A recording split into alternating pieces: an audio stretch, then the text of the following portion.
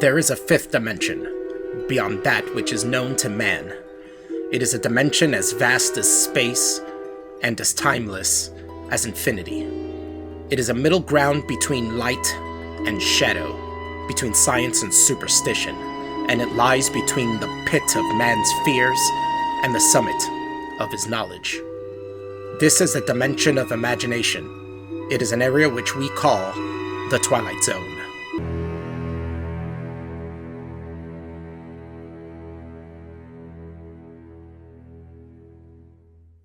Hey guys, Alf here. I'm back with another video analyzing the Twilight Zone, and I'm on the second episode of the first season, One for the Angels. This episode first aired October 9th, 1959, and it was written by Rod Serling and directed by Robert Parrish. This one is different in tone from the last episode.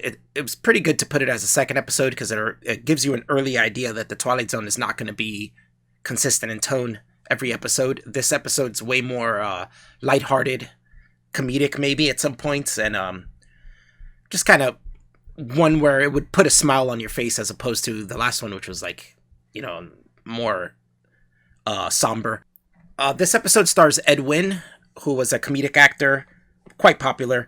Started off in radio in the 30s and then went on to television and then film.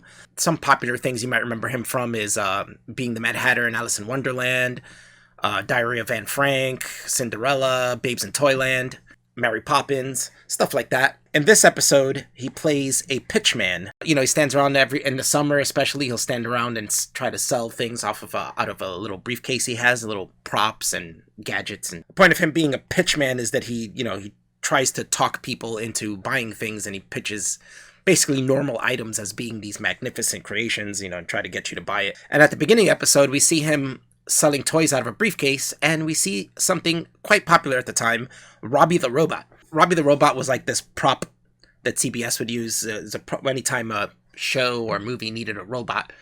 They would use Robbie the Robot. It became quite popular. The one in this is just like a toy prop, but the one they would use in movies and films and in other episodes of the Twilight Zone, as we'll see later on, they would use like man-sized versions of it, like big props and stuff that would move and move its arms around and talk. And where it was really used prominently was the old Lost in Space show, and and it would stumble around and go, "Danger, Will Robinson, danger!"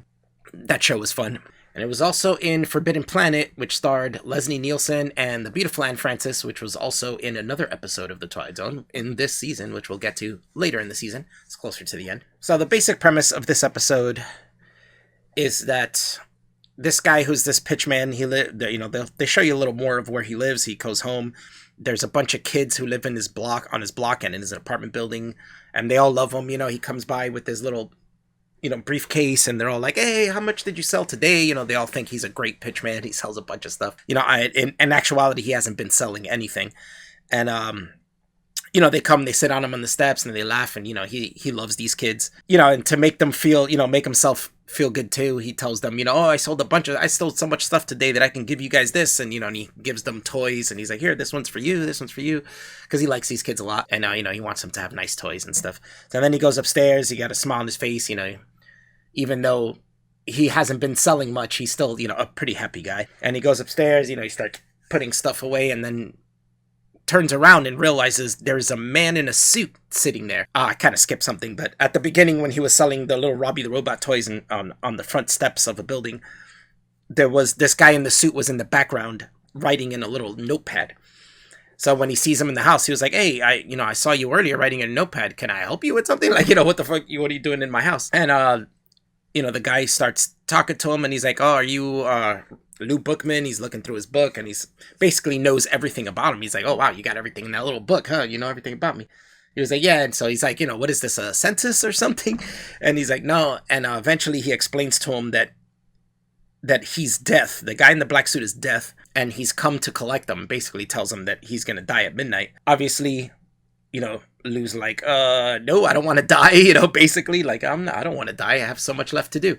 And, the guy tells him, Death tells him, "Yeah, well, it's in the books, it's scheduled, you should," and then he starts talking about how he doesn't understand how humans, don't get that, he's like, "You should be happy, a lot of people just die in horrific ways, and, this way, I'm here telling you in advance, and you get to die, when you're ready, to prepare yourself for when you're dying and you get to die peacefully. It's not like you're going to suffer a horrific death. I just come and I collect you and we go off to the afterlife. And what I further don't understand is how little you appreciate the nature of your departure. Think of all the poor souls who go in violent accidents.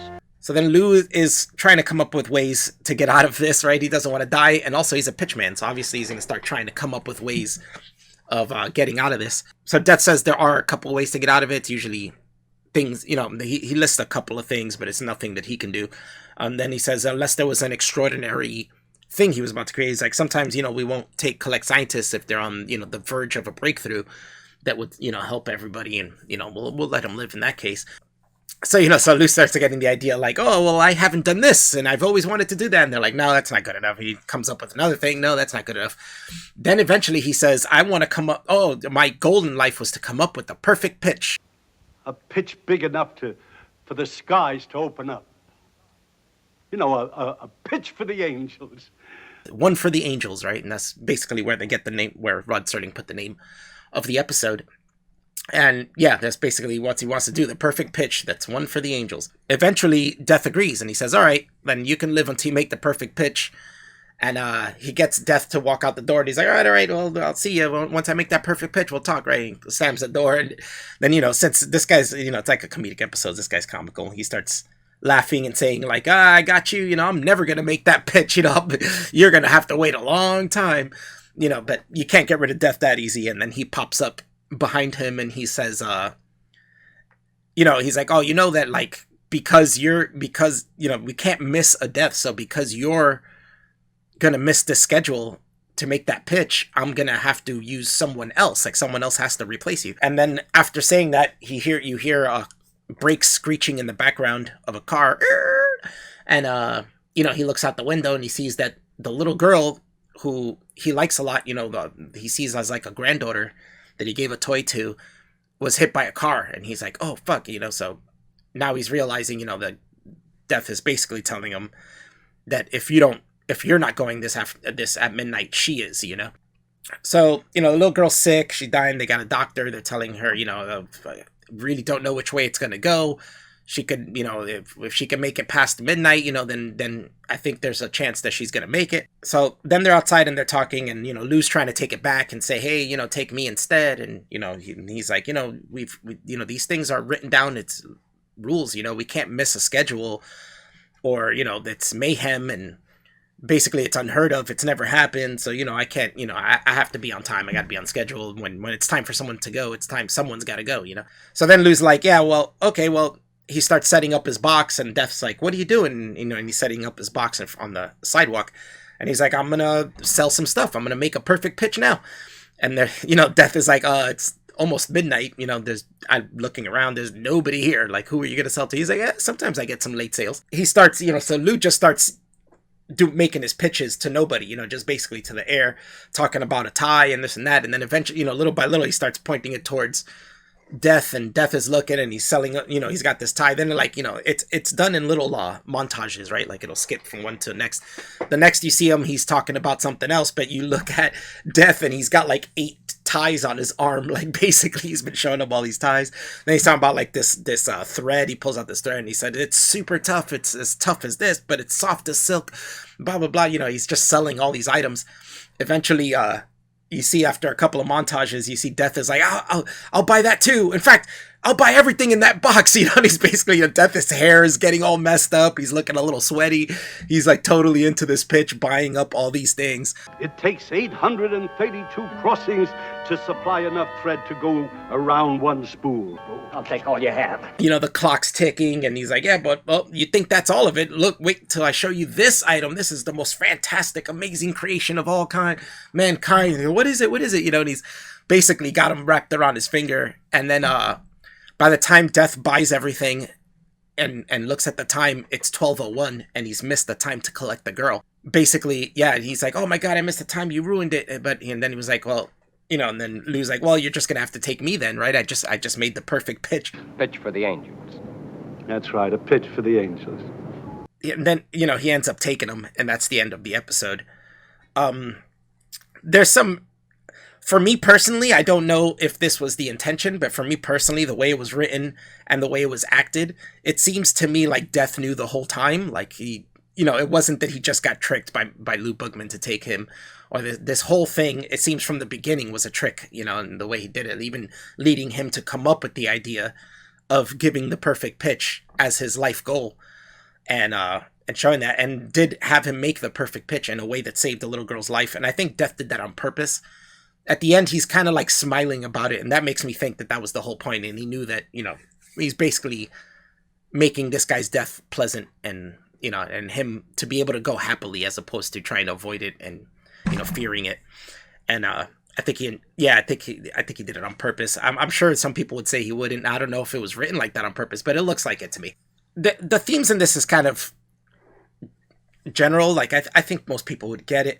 It's kind of like, there's a couple, actually. There's one theme that's like to not fear death. Like, people fear death, but when it's the time to go, it's your time to go, and there's nothing to do about it. So you should, like, embrace it, kind of, not like kill yourself or anything, but like embrace it as in, when it's that time, it's okay. You can go. You've lived a long life. It's time to make way for the new, really, which leads to the other theme that's like, he wasn't dying. So a little girl was going to die. So he really did have a choice of whether he would continue to live, because if he let the little girl die, he would keep living, right? But he wasn't that selfish, and, he liked that little girl. Who knows what would happen if it was a random kid. But he says in general that he was fond of kids in general, like he likes them. So I think he would have done it for any kid. But it comes to the basic theme of like, let a little kid live and you can die. If you would sacrifice yourself for a child, thinking, especially as an old person, he was like 69. He had lived his life already. This little girl hadn't had a chance to live her life. So it was basically the point of, I'll trade my life, which I've already lived, for this little girl who still has so much ahead of her. Which is cool. These themes of death are visited often on in the Twilight Zone. There's many times we have episodes of people who are just fear death and try to avoid it at all costs, but eventually end up learning that it's inevitable. It's kind of all these things they were doing to try to escape it was useless, and that we should just embrace it and accept it, and live our lives and enjoy our lives, as opposed to wasting our lives being afraid of death. This was a good episode. It puts a smile on your face. It's comedic. I like it. It's lighthearted. And it's not, Twilight Zone doesn't have too many of these lighthearted episodes, so it's a nice break to get it. And this one being the second episode, it was, I think, a good idea, because it sets a precedent for the future that Twilight Zone is going to be all over the place. If you had like 10 episodes with the same mood and then threw in a comedic one, it would have been like, that's kind of like you throwing a curveball out of nowhere, and it might have not hit well. But as of doing it right away, kind of gives you the idea, and then you can go back to somber and be like, oh, all right, and understand that, this is the way the show is. It hits good. The tone is perfect for this episode. It works really well. Death is played well, and he's just kind of like a, just a no-nonsense businessman, but, at least on the outside. And, he's like, you can't change things, is the way it is, and basically, it's about all I could say about this episode. It's not that deep. It's pretty in your face, and you understand what they're saying right away. For the next episode, I'm going to cover the third episode, Mr. Denton on Doomsday. So, thanks for watching, and I'll see you next time. Up there? Up there, Mr. Bookman. You made it.